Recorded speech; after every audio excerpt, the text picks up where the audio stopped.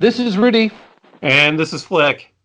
We are doing our first installment this week. We're calling it I'm Gonna Make You Love Me. We're going to take a band that we like and convince the other to like it as well. I have asked Mr. Flick to listen to the output of Carl Johns. He has me on Elliott Smith. We're going to talk about that today. And we are going to be drafting the Doobie Brothers in the ninth version, right? Ninth Banality draft? Yeah. Yes. And that we are really ramping up the banality to go for the Doobie Brothers. I mean, the Styx is polarizing, whereas I think Doobie Brothers is just that gray in the middle for everyone. I don't think it's possible to have terribly strong feelings about them until you try figuring out 10 songs that you'll listen to by them. Which is what we'll do today. New music. Normally, I think we'd like to start talking about new music in great depth, but I'm going to make a confession. I have been a little on the busy side this week, but also I don't think that the brand new music of the last 7 days has been all that great. The only thing I saw that came out last Friday that I went through and went crazy listening to was the new Panda Bear EP, which the very, very unfortunate name, A Day with the Homies. I'm a Panda Bear fan. I'll pretty much listen to anything he puts out the day it comes out. The new Earl sweatshirt was interesting, but have you had a ton of like brand new music in the last week? I feel like I've mostly been digesting the stuff that's maybe the last month. Yeah, and luckily there have been a few things in the last couple of weeks. One thing that we didn't mention last week that is in rotation for me is the Misfits No Holiday album that came out a couple of weeks ago. I meant to mention it last week, didn't get it, it slipped out of the list there that I was giving on last week's show. But that's a really good one, a really strong collection of songs there for what will be Kim Shattuck's last album. I think you said Misfits. Not, I don't know. Did I? Yeah, you have Misfits on the brain. I was looking at the sheet from last week, and I saw the Misfits. So the Muffs. I was like, if there's a new Misfits record of quality and I don't know about it, I should probably hang up the phone. Yeah, maybe so. There could be. I don't know. But no, I'm talking about the Muffs. So Kim Shattuck's last album, No Holiday. Really good collection of songs. She isn't singing in like the not singing quite at the level that she was singing with her normal like Kim Shattuck growl. That's not so present here, but it is a collection of really good songs. Yeah, again, I'm not the fan of the Muffs with quite the depth you are, but I mean, given the circumstances, I think getting it's a fairly long album too, is it not? I think it's almost 20 songs. Yeah, I mean, Muff songs are always really short, so it's not a long album time-wise, but it's a good amount of songs, yes. Yeah. Well, there's a bunch of songs here under 2 minutes long. Even so, but the way they write, like that's not a knock, and this would indicate very productive having almost 20 of these songs. Yeah, I mean, the Muffs style is very much, the classic sort of pop 2-minute single sort of format, Yeah, I remember the record company really pushing the Muffs, that first Muffs record, when I was doing student radio. I remember that being really, really, really well promoted. That they debuted on a major label, or did they have an indie one before that? I think their first album was on an indie, and then Reprise, when they signed with Reprise, then uh, all of those, all of the remaining copies came out with Reprise on the label. Ah, that makes sense. But I think their second album was the first that was released by Reprise. Yeah. Well, it's a drag, but 25 years that band was productive. Literally, for 25 years, there's been Muff's music. Yeah, and another thing that is not necessarily new, but somehow new to me, you would think I'd be right on top of everything that Bob Mould comes out with. Not so much this year, which is my loss because he's put out some really great stuff this year, and it took me a while to get around to like the album that came out early this year, and also I think it was in September. Now he put out as a single and a Buzzcocks cover, I Don't Mind, and that's really good as well. So that's going into rotation. The Sunshine Rock album, that was this year, right? That was February. Yeah, that album, when that album came out, and I don't know why I didn't order it, they put out a flannel shirt using those colors. It's still available. I didn't expect they were going to sell out, but I have to say his fashion accessorizing a Bob Mould flannel, that's not a bad call. I'm afraid I'm going to have to go with this one. I'll send you a link to it. I'm afraid I'm going to have to go this route. I haven't heard the Buzzcocks cover, but Bob Mould covering Buzzcocks, I would need no encouragement. Yeah, it's really good. So I'll be putting that up on the Spotify list. And I think there's a lot of good stuff from last month that is carrying over. So, like Angel Olsen, Neil. What am I forgetting? What else? The Angel Olsen albums usually have a good long listening life to them. They're usually difficult enough that you have to work a little bit early on, before you've heard it enough times. So that album should be good for at least a year's productivity. It's one of those things where Spotify has sort of ruined my music listening a little bit. There's like 3 or 4 songs from that Neil record that are going to go on a Crazy Horse playlist, and that's probably going to become that album. You know what I mean? Like I have this thing of making playlists now where I used to have to work much harder to do that. I was much more likely to just listen to full albums back in the day. I don't have to do that now, and I just don't. I skim the cream out. I make new playlists. I put them on shuffle, and that's how it goes. That's how I will end up judging if the Neil stuff's good. Is how long does it stay in my main Neil Young playlists? Yeah, well, and going back to when it was more. I mean, I still certainly buy a good amount of records, but. I would. There would be times where you would just have so much that you bought at one time that you knew that some of it was just going to sit around, and you wouldn't get a.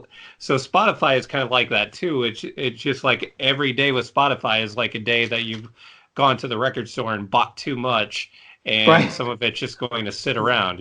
The one piece of new music I want to go back to and talk about is. Did you have a chance to listen to the original demo of Prince's "I Feel for You" that came out last week? I did. Did it surprise you at all, or does that make total sense to you? Because I have to admit, I've heard a lot of Prince music. I had no idea that would be with just a solo acoustic arrangement is where that song came from. That shocked me quite a bit in a good way. I guess is it shocking because of the acoustic guitar or? A little bit, the arrangement too. I always think of Prince as being a control freak and making full band demos. Like a lot of the other demos that have come out so far, like especially for the songs he wrote for other people, those are very fully formed. Like if you listen to the stuff that he wrote for The Time or for Sheila E., like the versions he sent them were pretty much identical to what came out. I guess his version of Manic Monday is very, very different, but this seemed just very, very different than what that first album sounds like and what he normally sounds like. And he's released so little acoustic music. That's the other thing that bothers me so much is that he has that one acoustic album that's fucking great. The Truth. That's on streaming services finally. But other than that, he really doesn't use that arrangement very often. And I think he's great at it. I wish there was more of it. Actually, what's kind of a shame now that we're talking about Prince and acoustic is I think if Prince kind of dropped off the radar a little bit, probably because he was on the outs with Warner Brothers. Yeah. In like the period where MTV Unplugged was all the rage. Right. he almost certainly would have had an MTV Unplugged if his star was a little bit more shining bright during that period. Wow, that And would have been a great show. That would have been yeah, great. yeah. I mean, I think there's a lot you can. So Prince obviously did a lot, but there's still so many things that you kind of wonder, what if with Prince. But anyway, yeah. As far as this goes, uh, yeah, it's like Prince has many faces, and so it wasn't anything too surprising to me.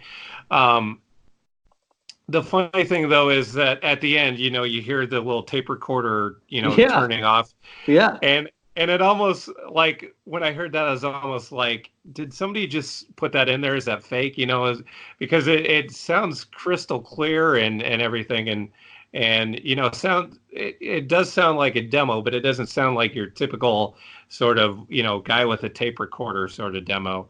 And then you hear the tape recorder turned off, and so it's just like I almost thought it was the sound effect to the tape recorder turning off. I almost thought was sort of faked, but I think it was legitimately him in a tape recorder, but it just sounded too clear though. I agree. It's if you listen to it in headphones in particular, both the beginning and the end, the fact that they had to leave that in on the recording, like I get it. It's a demo. I think the point they're trying to make is like this dude just sits down, hits record, delivers that song in that performance, turns it off, and then goes and makes a sandwich. Like Yeah. it is pretty incredible. It is. He was like 18 or 19 years old. When I was 19 years old, I would have needed to be told how to handle a knife and fork. Mm-hmm. And he was doing that incredible stuff. I don't know. Again, Yeah. I'm a fan of his, so I have such a low bar for him to please me. I don't know why that brings me so much pleasure, but I thought that was pretty damn good, and I don't understand why he was such a hoarder of that shit. Why didn't he let some of that out? Yeah, well, he was a perfectionist, and perfectionists probably don't take a shine to having their demos released. Yeah, you're right. You're right. I can't deny that you're right, but it hurts anyway. Damn it. I don't know. I'm still bummed about Prince's death. I could talk about it all day, so let's stop because I will. I will. I will. I'm just so bummed about it. We'll talk about. Let's switch gears here and let's get in. This is our first installment. We're calling it "I'm Going to Make You Love Me." I worked at an oldies radio station for a while, and that's one of those songs that just stuck in my brain. So you're, it will not be the only segment that I end up having nothing but some oldies title to give. Our point is simply that we want to expose each other to music that the other may not have catalog depth in, and hopefully the other will find worthy. I picked Carl Johns, who it's not released a ton of music under the name Carl Johns. He has some. It's not a lot, but he released music in two bands, one called Charlemagne and one called Noah John.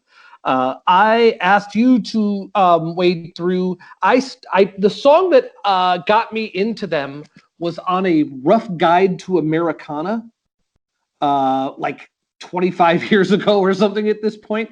It was the song called "Standing on a Snake." That's the thing. I'm like, wow, that's really great. And then I went to go look for it, and I couldn't find anything. A lot of this stuff is out of print, I think, at this point. So thank God for the streaming services. But his dad is Evan Johns, who did some outside music in the 70s and 80s. I never saw them, even though they're both from the Upper Midwest. I never saw any of the bands, Charlemagne or Noah John, perform anywhere in the Upper Midwest, and I was there when they were making their music. So I've never seen him. I don't know a ton about him. I just know that I've gone through and found every recording I can from him, and I've always found at least something on there that I dug. So I put a mix of stuff together from his two bands for you. I even threw in something from the album he did with Dr. Eugene Chadbourne, which I could understand if you could take or leave. But I'm just a big fan. It's a lot of it is very derivative, but almost everything is derivative. So almost everything you could listen to these days is derivative. So the fact that it's derivative never really bothered me. I think it's it's derivative in the best possible way. It sounds like stuff I like, but it's different, and it's likable in its own way. That was my read. I hope you at least found something on there that you dig. Yeah, and so since you already mentioned Standing on a Snake, I'll start there. That was my favorite one on the list. I really like. So might have to do a little bit more description here because probably not many people are familiar with this band. I wasn't familiar with this band even though they're from Madison. Yeah. Uh, um, but anyway, this song has a nice like minor chord progression with coupled with a steel guitar and just musically like it's really great musically and probably the thing I like most about it is the music. The lyrics are fine, but musically it's really great. Yeah, I'll admit at the time that record came out, I think I still use. I'm not to give my life story, but the song is about getting involved with somebody who's addicted to opiates. I don't consider myself as having been addicted to opiates. It was a pain medication and had my spine fused. So like I couldn't help but notice that the subject matter was an outside case even then. Most normal people probably are not going to have that as a song that they can identify with. The fact that I did is it's just because I'm a weirdo. Well, yeah, but yeah, musically, I love that song a lot. Uh, and then I would say probably from there.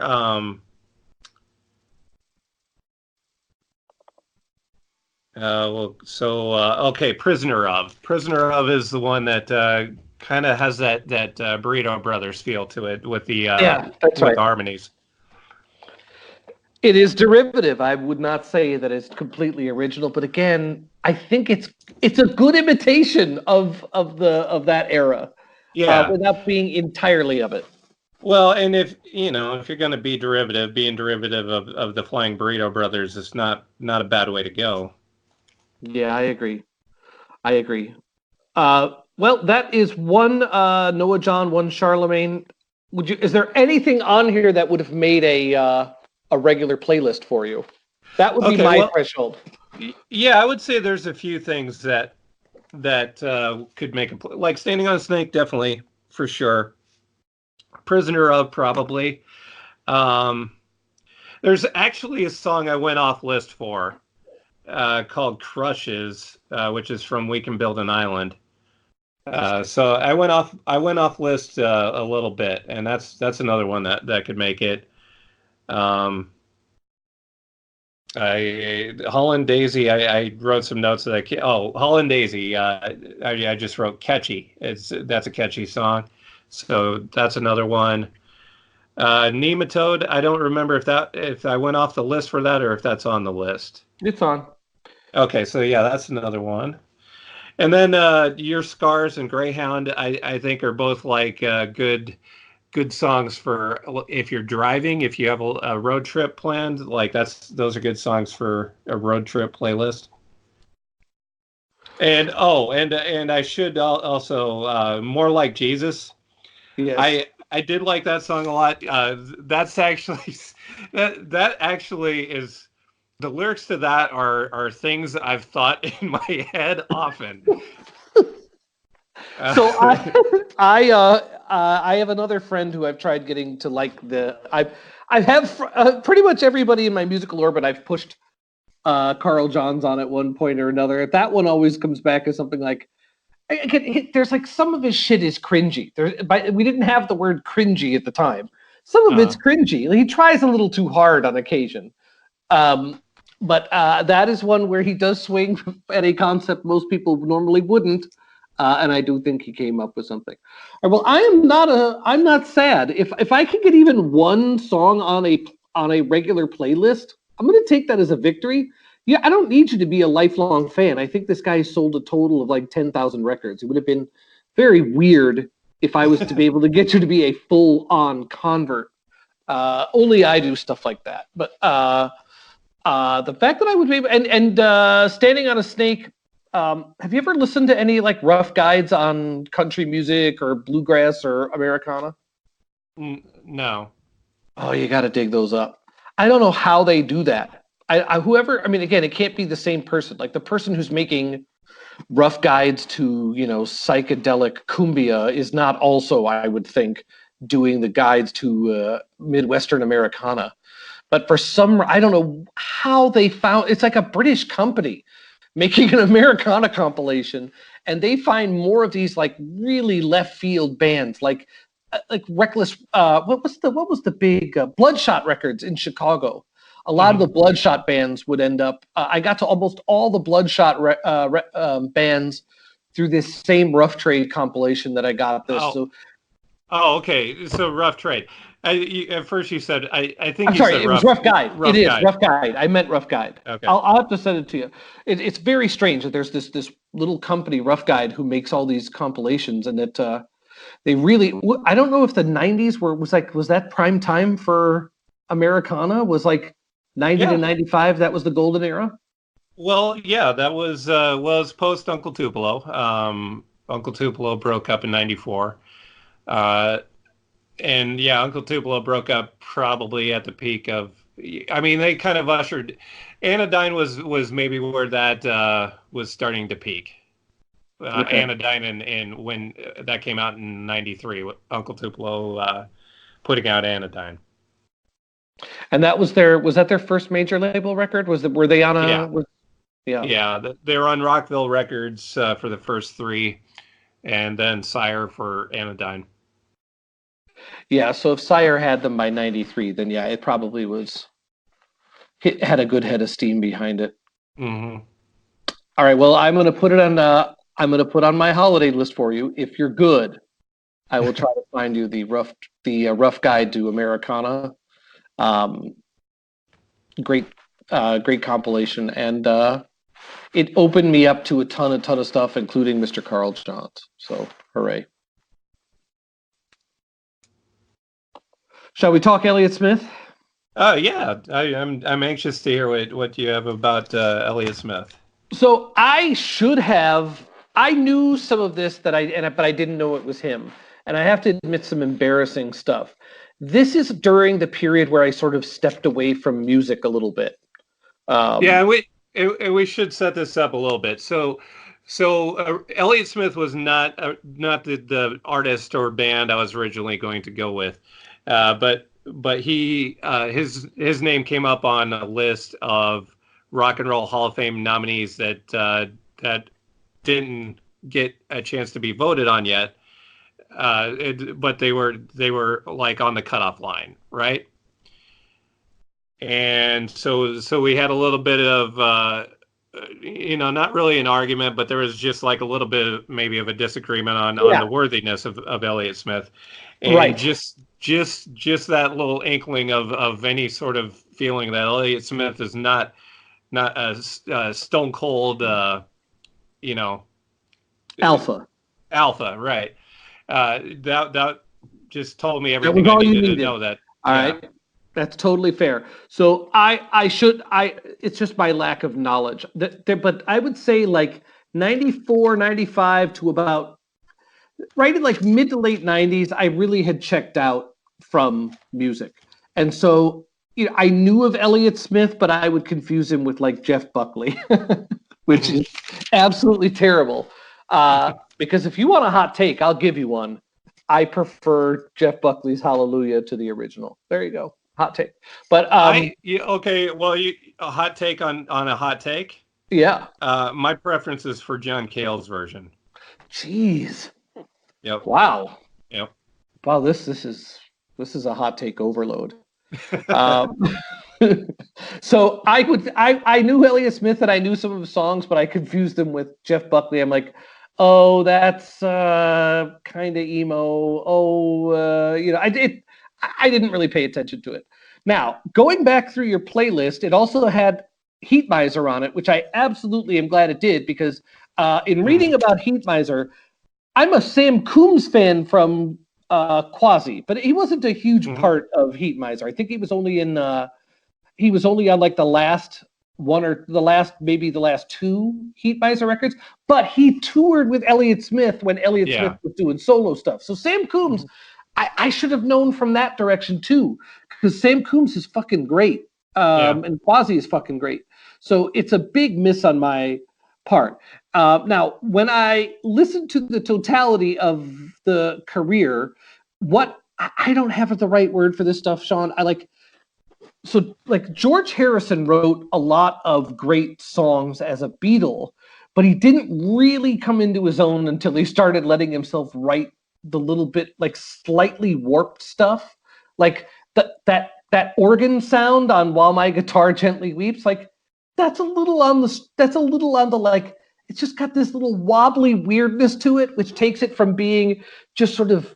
It really makes it stick for me. Like there's just this creeping little strangeness about it that you have a basic song that's a great song, but there's just this executional element that really distinguishes it. A lot of the Elliott Smith stuff has that for me.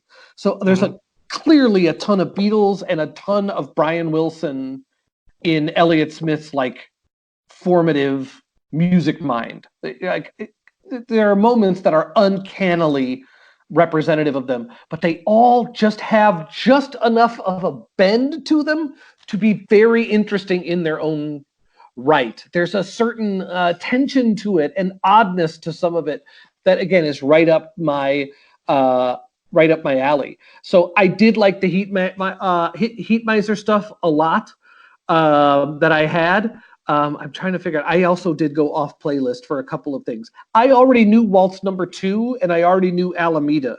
Those had been. Those are fairly big songs, right? Like those are. The fact that I didn't know their name or didn't associate with him is pretty strange. Yeah, Waltz Number 2 has 16 million listens on Spotify. Well, Waltz Number 2.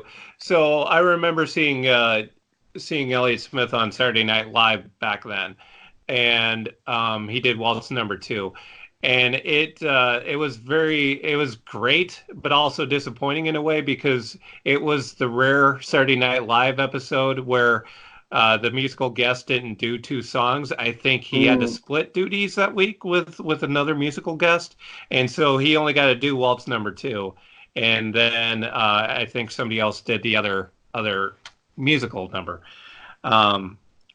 But yeah, it was great to see. And then Alameda, I don't know if this is why you knew Alameda, but Beck also covered that at one point.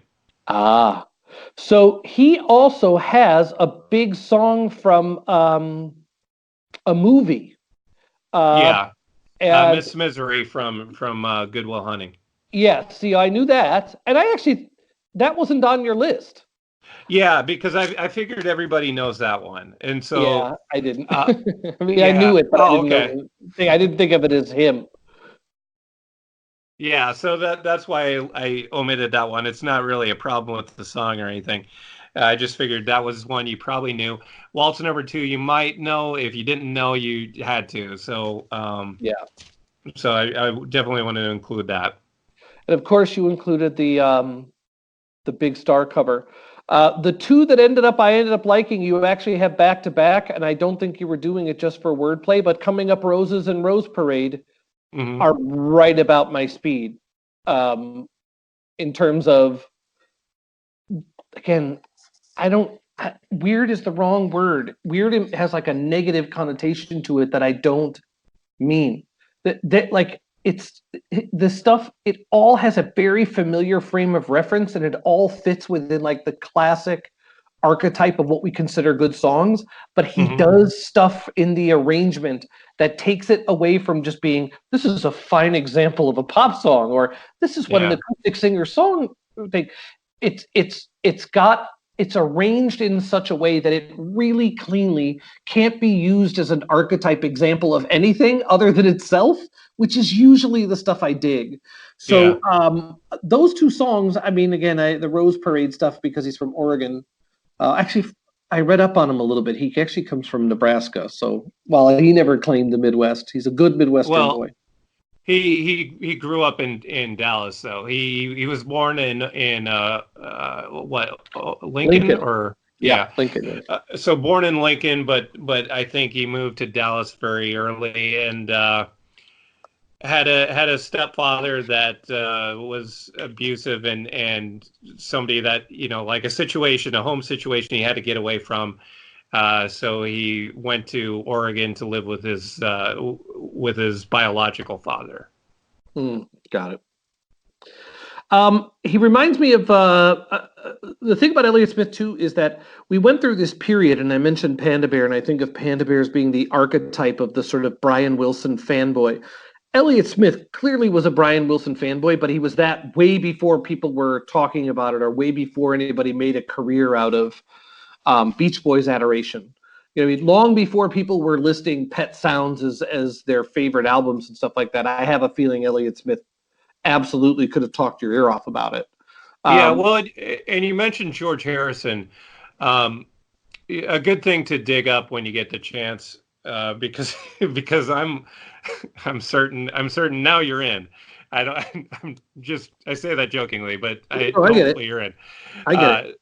so a good thing to dig up is the covers that he would do, and he would do like a great cover of Isn't It a Pity? Yeah, I Um, could totally see that. There is something that George Harrison about him a little bit.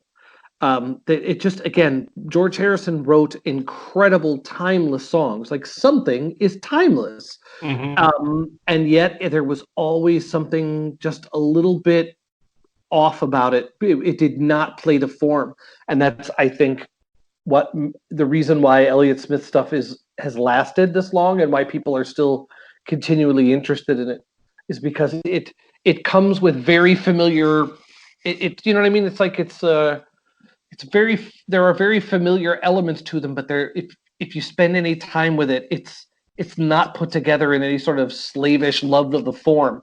It uses Mm. the ideas of like classic rock, but it is not classic rock. It isn't folk.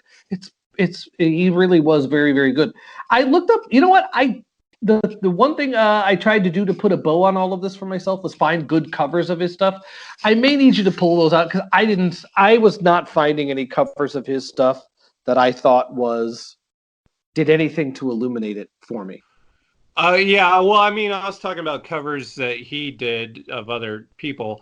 Yeah, yeah, but I mean the other way. There, yeah, there are quite a few tribute albums, but nothing that I think is great. Like I think I don't know of many covers of Elliott Smith songs that I think really do it justice. There are maybe just a handful at best. Mhm. Is there a documentary about him? A movie? Yeah, Is it is it Heaven Adores You? yeah. What do you think of that? I That's didn't watch it. it's good. And it has a lot of footage of him performing live, and I think so. You see a lot of him performing live just by himself, just him and a guitar, and I think really he did that better than just about anybody. Like I generally prefer to see somebody perform with a band. With him, I think it was almost better to see him perform by himself, just him and a guitar. And I think a lot of that is because of his arrangements. The way he would arrange songs just would always work. You'd strip it down to just him and nothing else, and it was just always just as good as with the full band arrangement. Hmm. It does remind me of a little bit of M. Ward in that regard. Uh, M. Ward can do great just acoustic. I've seen him a couple of times, and the acoustic show of just him and his guitar and or him and a piano was really something else. I mean, the band shows are great too, but I think if I had a choice, I think I'd want to see M. Ward just solo. So I could see I don't know if they knew each other or hung or were bros, but they remind me a little bit of each other. Yeah, that's interesting. I don't really know. I don't know if they had any connection. And M. Ward was a total like guitar nut. He's like a John Fahey fan, which like out of that entire Portland scene of that time, like M. Ward would have stood out a little bit. I think he was a little bit of a different kind of cat. Yeah, but they are similar in that way. Their guitar, acoustic guitar virtuosity, and not that they're doing like Yngwie Malmsteen or something like that, but there are definitely similarities between those two. I definitely, if I could go back in time, like if I could, you don't know what you don't know. Like I'm from Iowa, I would have never thought to like pack up and move to Portland. I didn't know. I probably couldn't have pointed out where it was on a map. But during that time, Portland had to be a really interesting place. Or like early '90s, mid '90s, Portland had to be a very interesting place. Yeah. Yeah. Well, and I think he played a big part in that, Elliott Smith. Yeah. So I would say, yeah, I'm in. I'm gonna definitely need to spend more time with it, and I do the cheating a little bit where I just go listen to his most listened to stuff to try to find the gems. And I actually did not find that his most popular stuff was necessarily the stuff I gravitated to right away. So I'm probably misreading or mislistening to some of it, and maybe my ear will normalize to it. But there wasn't a dud on it. And there's enough differences in his music over time that it's not fatiguing to the ear. Like he did enough experimentation, enough stuff. Like some of it is just straight folk. Some of it has got much more full arrangement. I do love the vocal harmony stuff. Yeah. I don't know if I'm alone in that, but his vocal harmony stuff was very memorable. Yeah, but that's another thing about him performing live. So that's an element that you have to strip away when he's performing live by himself, and yet it doesn't. It's missing. It's a missing element for sure, but it still works just as well, I think. Yeah. Um. Yeah, and I don't really know. I'm guessing my list was probably somewhat different than the it probably didn't include all of the top listens on Spotify. No, he has some stuff that the most listened to song is Between the Bars with 70 million listens. Yeah. That's huge. Yeah, which is a good song. It's definitely not one I would use to introduce somebody to Elliott Smith. So it seems kind of ironic that that would be his most listened to. Well, not to dwell on anything negative, but just to wind down on this. What is the story of his passing? The Wikipedia makes it seem like it's probably suicide, but Yeah, I mean, I don't want to get too much into like conspiracy theories or anything like that. I did always find it a little strange though, because he was stabbed in the heart multiple times.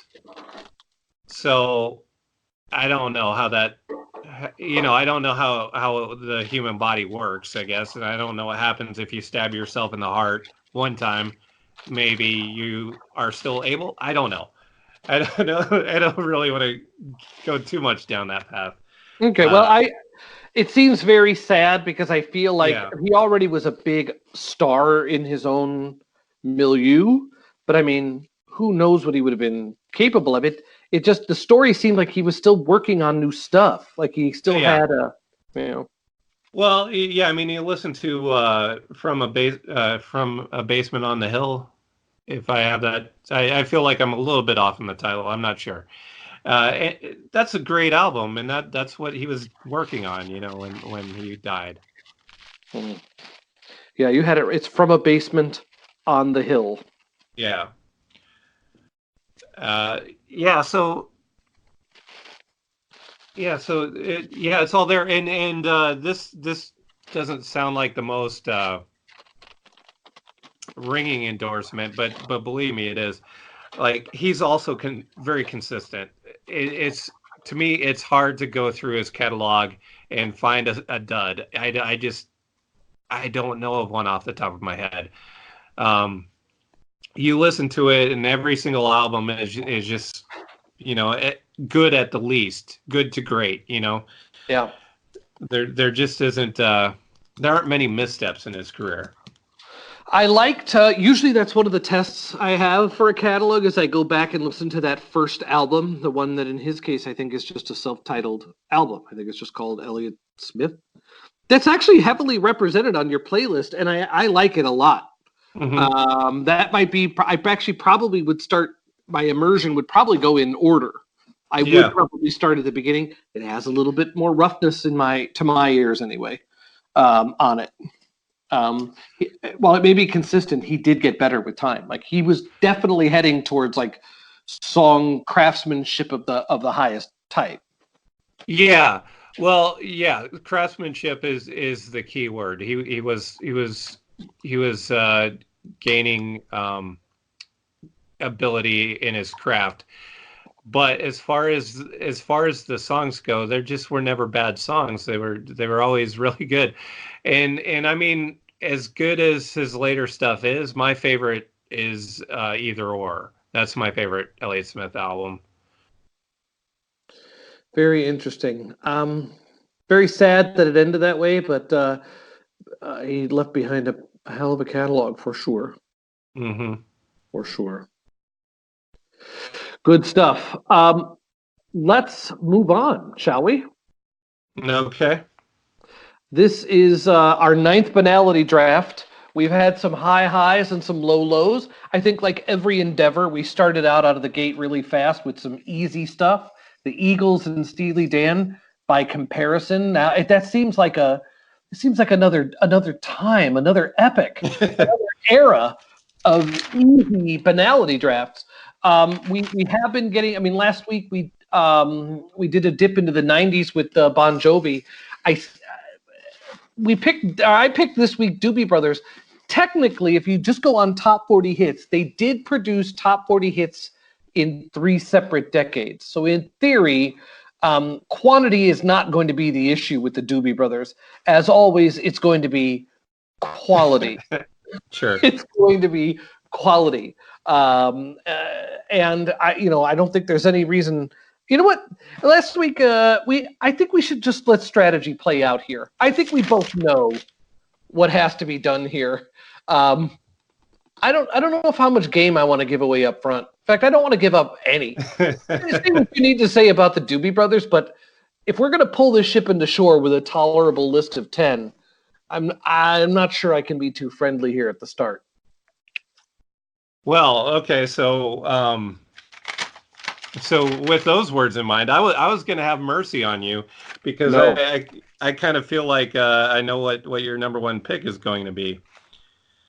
Yeah, I sure, but to me, it's the consensus pick. It's almost so good it should have been taken off the board as just like the free parking in Monopoly. It's just funded separately. Okay, so you're daring me to You're do this first. then. You're first. Yeah, do what you got to do. Okay. All right. I guess I'm going to do it. I don't feel like this is quite a consensus number one. But it is one of their stronger efforts, and I know it's the one you were probably pining for. So I guess I'll do it. I'm going to go Blackwater. Damn it! Damn it! Damn it! Damn it! Damn it! Why Damn it! did you? Why did you? Like I said, I was going to have mercy on you. You I did it to yourself. I know. I It, know. it, I just like know. Tom, I just know. like At least just it's like up radio, there. just like Radiohead said. All right. Well, to me, I can't think of anything that in their catalog that is genuinely listenable to the degree that this is. And it's great because it's so different than anything else they've ever done. It really is different.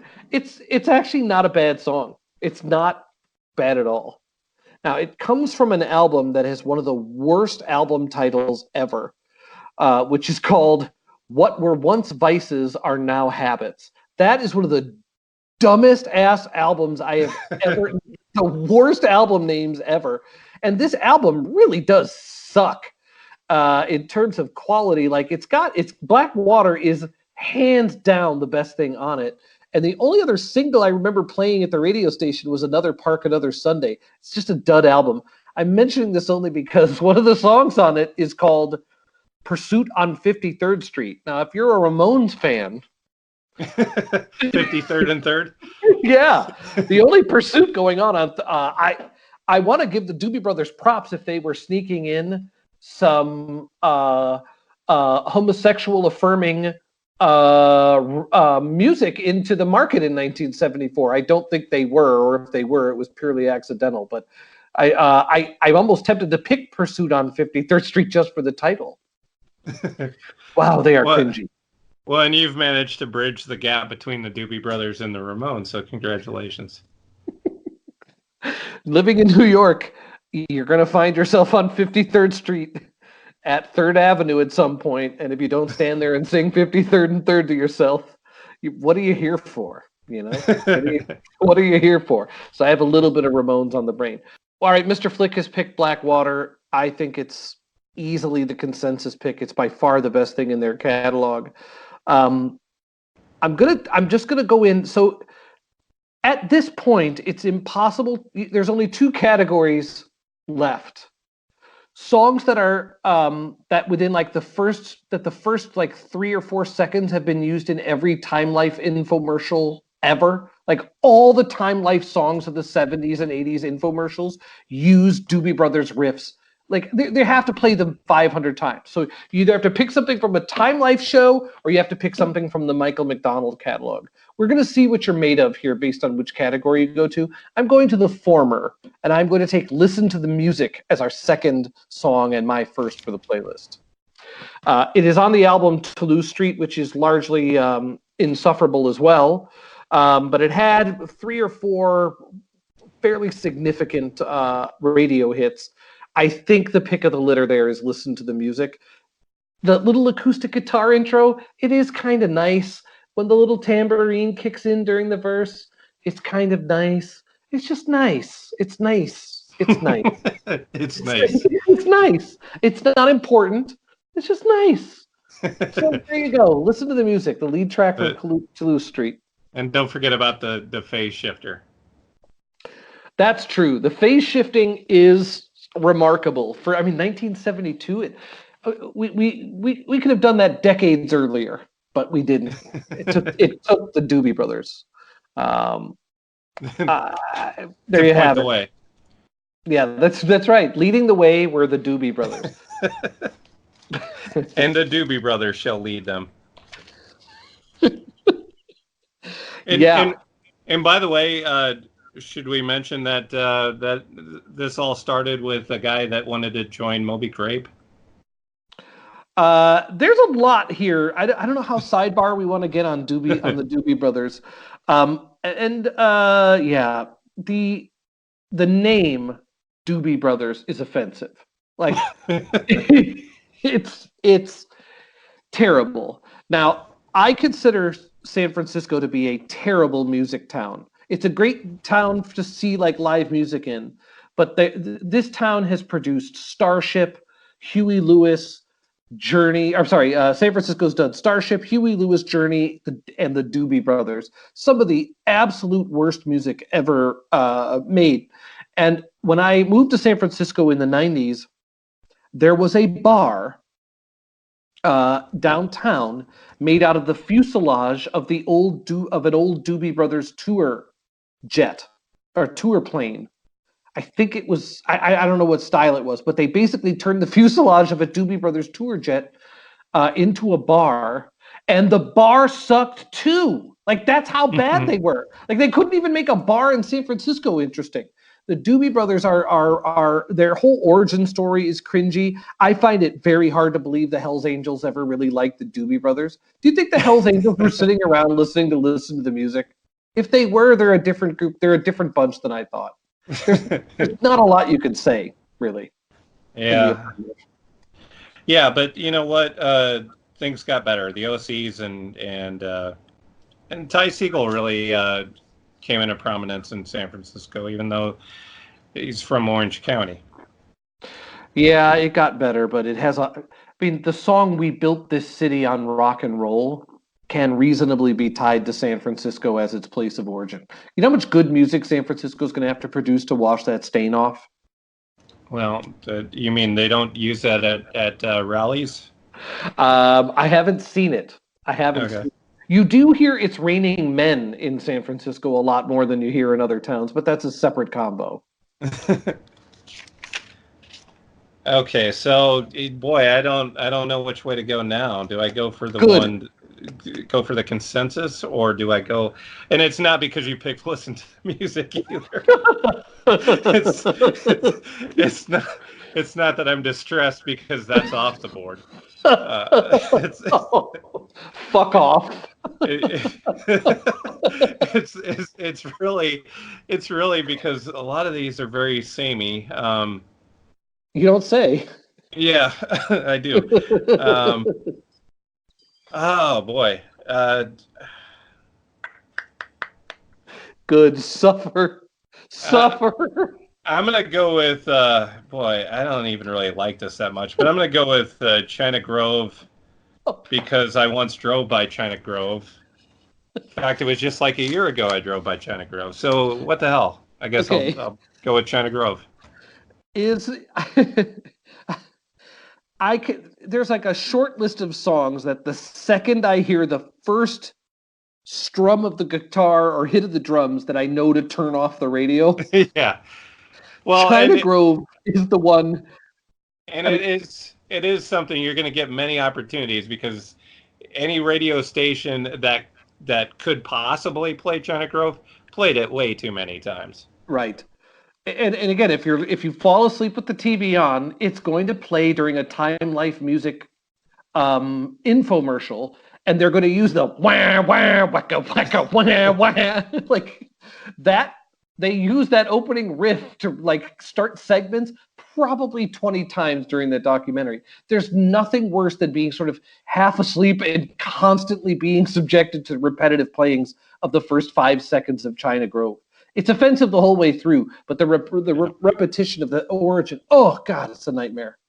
Yeah, but it is also what you hear in Field of Dreams when they're on the road trip to Boston to go to a Red Sox game. So, eh, Oh, you're well, really scraping there. yeah, one You're good association, really scraping. All right. one positive association. Blackwater, listen to the music. China Grove, I have no choice. That China Grove being from the album The Captain and Me from 1973. I'm going to have to take the only other thing on that record. Well, that's not really true. The only other hit on that record worth listening to twice. I'm going to take Long Train Runnin'. Which again is another one of these things where when you hear the first 5 or 10 seconds, you have that reflexive turn off the radio so I don't have to hear this again.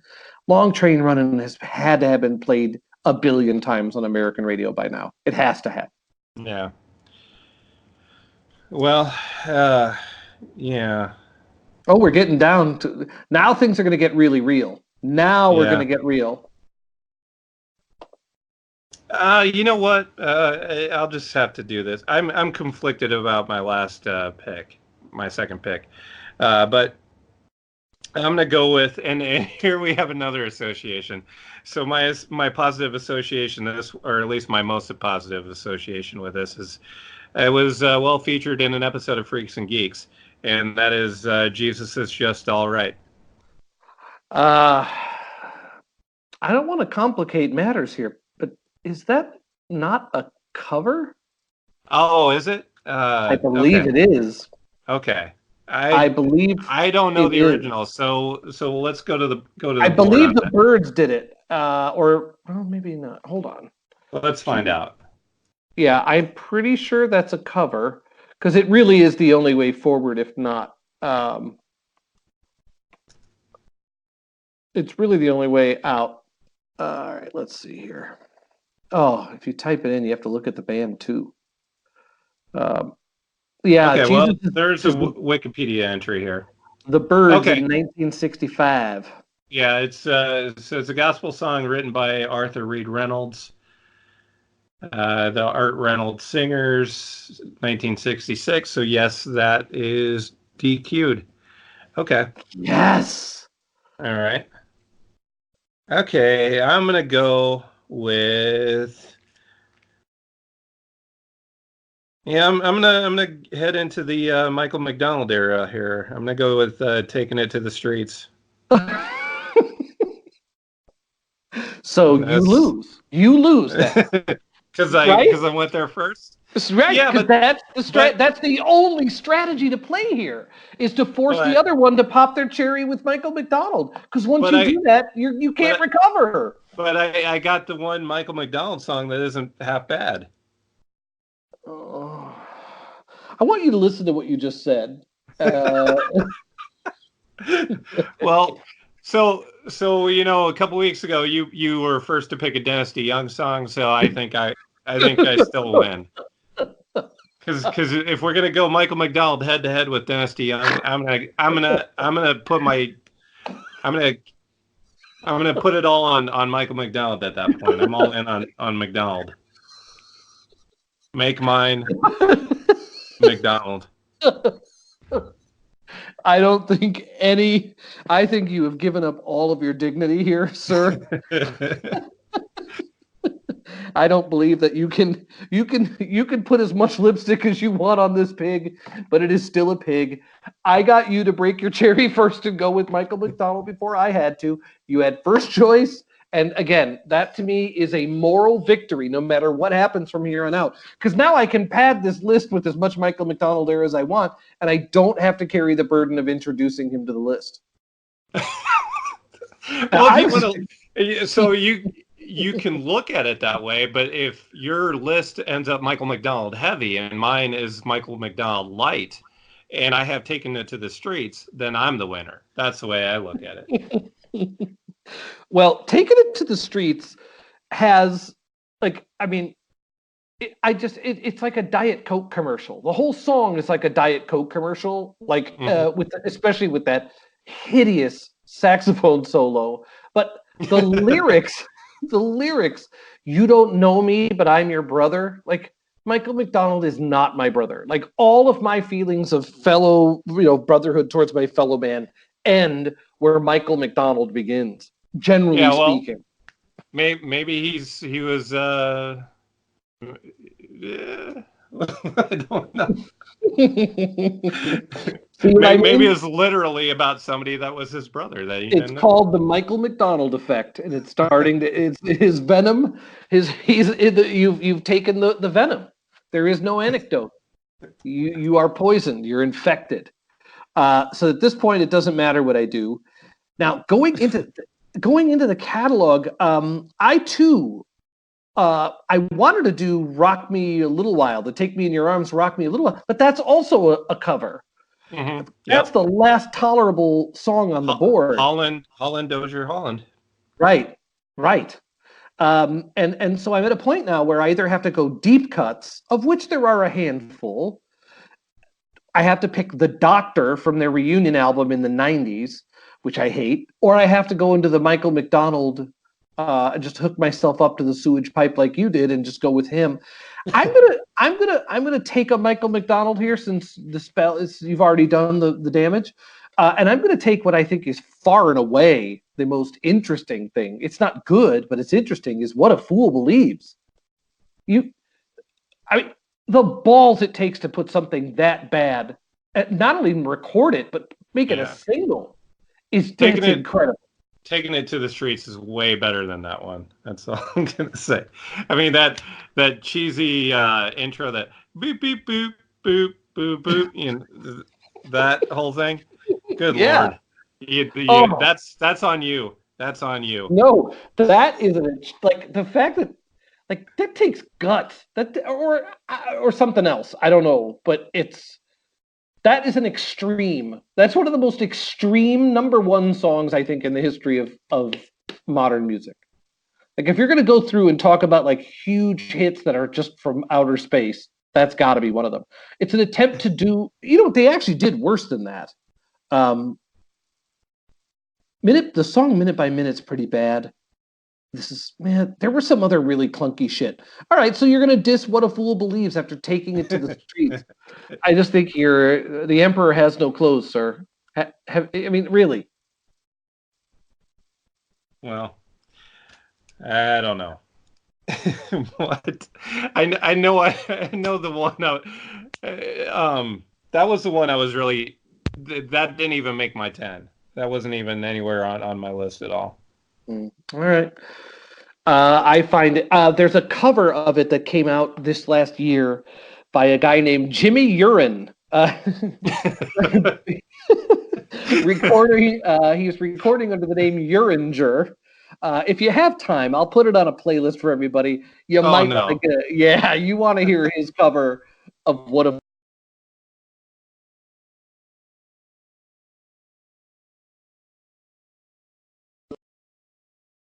All right, your turn, sir. Okay. All right. So coming off of Jimmy Urine, Yeah, you're gonna like him. and I don't. My hunch on that is that something like that is being covered because of the whole yacht rock. Um, Cheesy let's call it. synthesizers. It's Yeah, the cheesy synth. let's call it irony and pretend that it isn't something we sincerely, because that stuff that people are just like, oh yeah, yacht rock, haha. It's that they really like it, and I'm not saying it should be liked. It shouldn't, but don't pretend it's an ironic thing. Yeah, You, I'll agree with that. When the last verse of Pina Colada song comes on, they think it's neat. They think it's yeah, cool. yeah. It's just I'm like, going to agree on. I'm going to agree with you on that. And yeah, Frank, I wonder if we could do an episode on Michael McDonald background singing. That actually might be worthy. Do a Banality draft of Michael McDonald's backup vocal performances. He's got some incredible ones, including I think he does Christopher Cross, the Ride Like the Wind, which is to me like the yacht rock. yeah. It's the Mount Rushmore. Christopher Cross has to be on the yacht rock Mount Rushmore. Yeah, rock. Oh, let's figure out who that. I guess Michael McDonald, right? Yeah, Kenny Uh, Loggins for Kenny sure. Loggins, sure, but not Messina. Yes, yeah, And fuck Messina. uh, when like Donald Fagen. Yeah, I will. I'll go. I mean, he would be deeply offended, but yeah, Steely Dan it's mayonnaise for the ears for sure. Yeah, Christopher Cross, Donald Fagen, Kenny Loggins, and Michael Michael McDonald. McDonald. I don't know, that was hasty. Maybe we missed somebody. But we hammered out a pretty logical yacht rock Mount Rushmore in much less than 1 minute. I think that's our first T-shirt. But I suppose it wouldn't be Mount Rushmore. Maybe it'd be like a floating Mount Rushmore since it's yacht rock. Very well. They don't. Well, it could be, but they'd have to have the captain's hats on.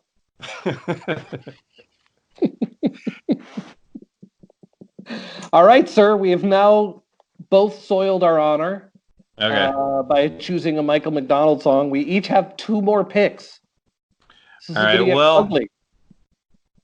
yeah. I mean, this is just one of those. I can't even tell you the last time I heard this song, and I don't even really remember if it's any good at all. But because it's like probably the most notable one out here at this point, I'm gonna go with "Rocking Down the Highway." Ugh.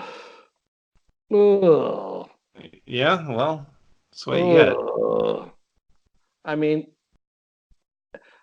I've read an article. I can't remember where I read it that it's going to be a buyer's market for used Harley Davidsons because the only people who bought them are baby boomers.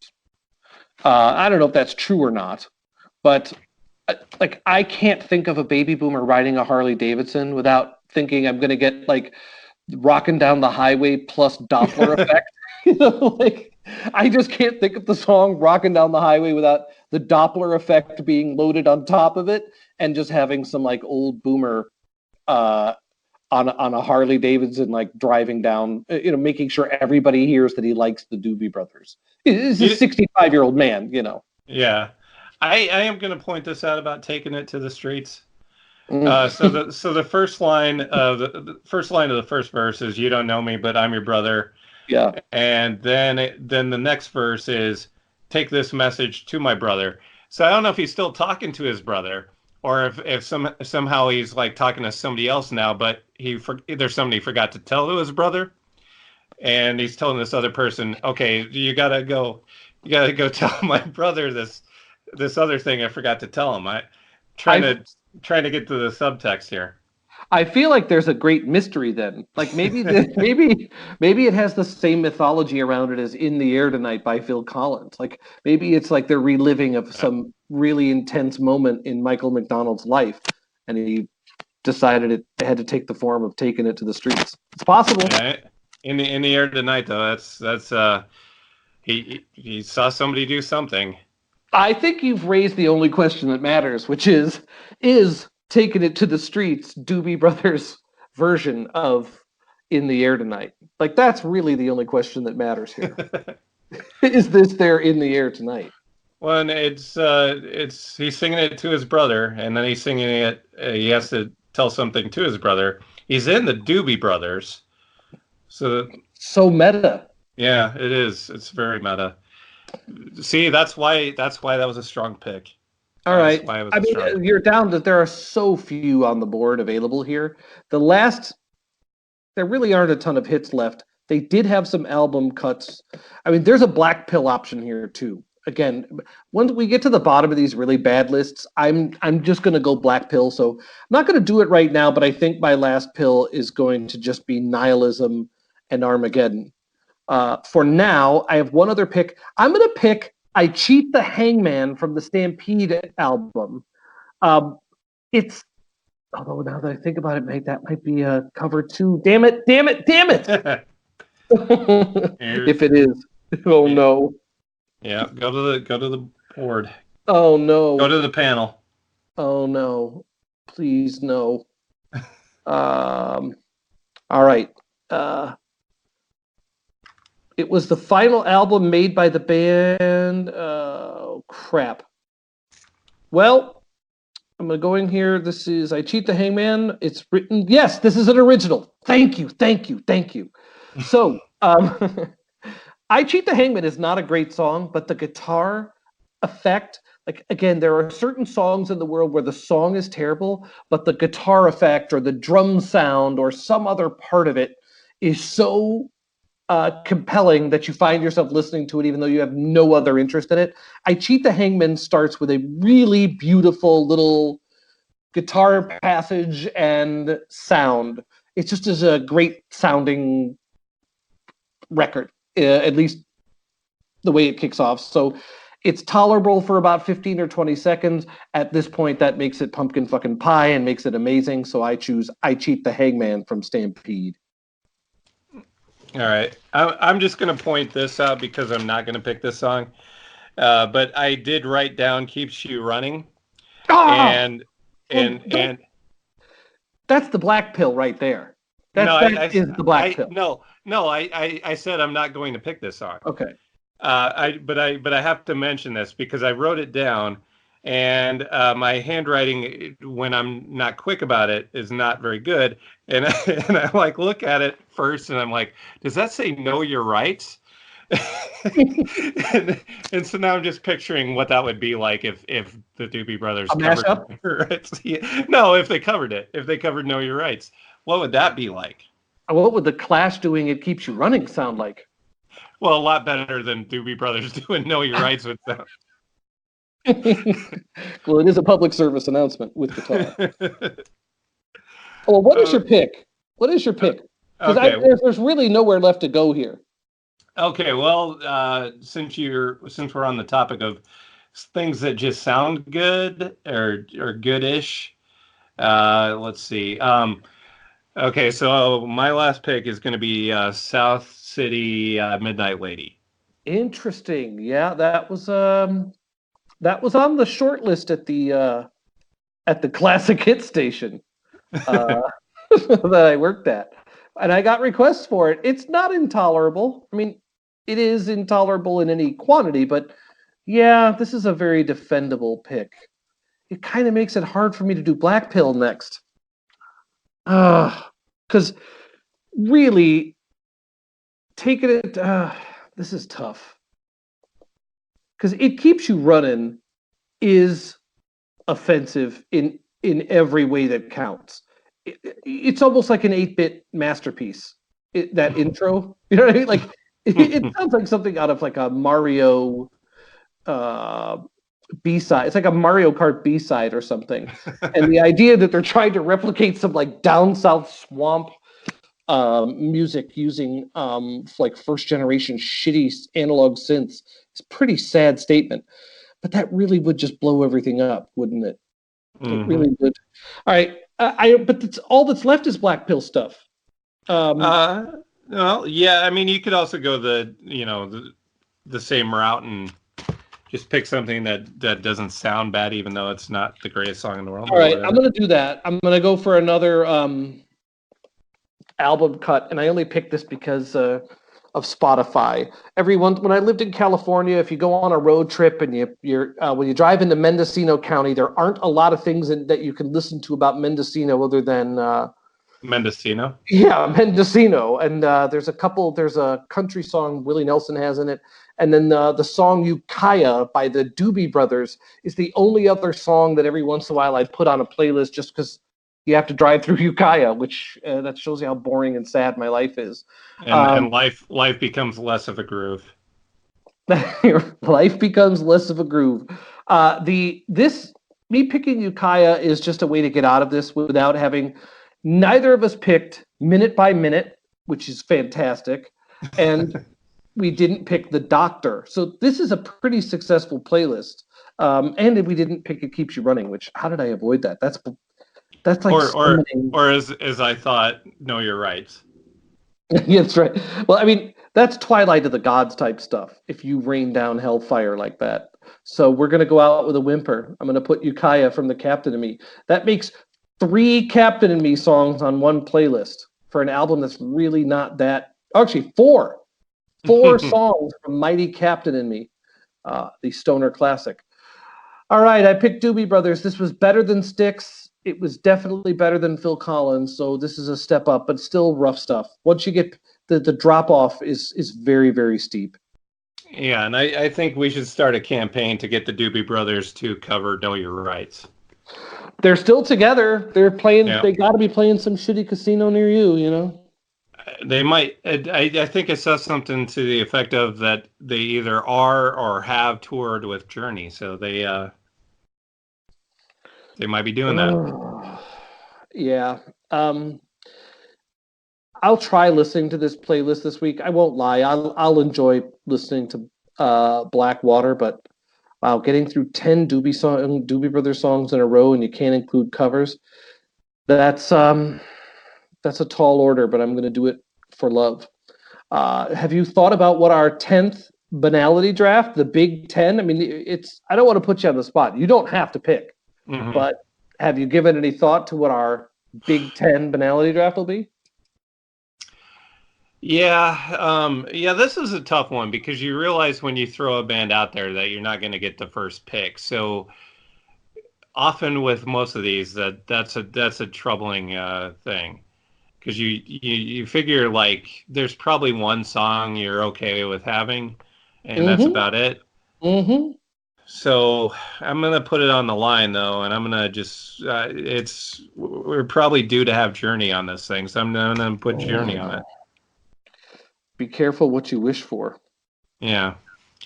And does that if in a moment of desperation, would that include "Oh Sherry" by Steve Perry? Could that be included? Yeah, pull out all the guns except for covers. I don't know that they ever really did covers, but yeah, pull them all out. Wow, we've got our work cut out for us. That is that's very doable though. I think it definitely, although again, until you actually spend, you know what the worst part about this is when you have that friend activity feature on in Spotify, and while I'm getting ready for this every week, it looks like I'm just doing these incredible nightmare immersions, or it looks like I'm the world's like biggest like Doobie Brothers deep cut fanatic, and I'm not. But this is really going to ruin any rep that I may have left. Is I have to spend a week rummaging through the Journey catalog trying to find nuggets. Ugh. The only place that anybody sees you though is I think on the desktop app, and so I don't know how many people use the desktop app. It's usually their phone or tablet or something.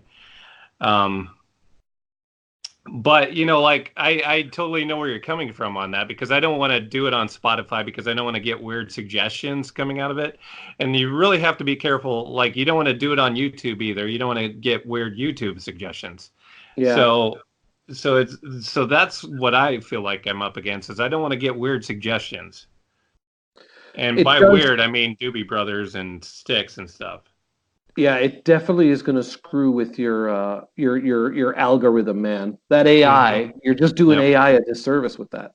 Yeah. Well, we're doomed then, because we're going to be listening to Journey and the Doobie Brothers all week. We'll be lucky. Thank God we don't have to involve Amazon. Think of the think of the recommendations you'd be getting on that if they knew you listen to that. Think of the self help books it would recommend you. Thank goodness we can do this all on Spotify. Until Yeah. then, yeah. And it's also why a lot of this I just do by memory if possible and don't actually go back and re-listen to this stuff because I've heard it a million times already. The ballads and Journey are going to be the hard part. Mm. How do you get 10 together without putting the ballads in? I don't know. I don't think it can be done. Yeah, we'll see. All right, sir. We will see you then. Okay. Lovely.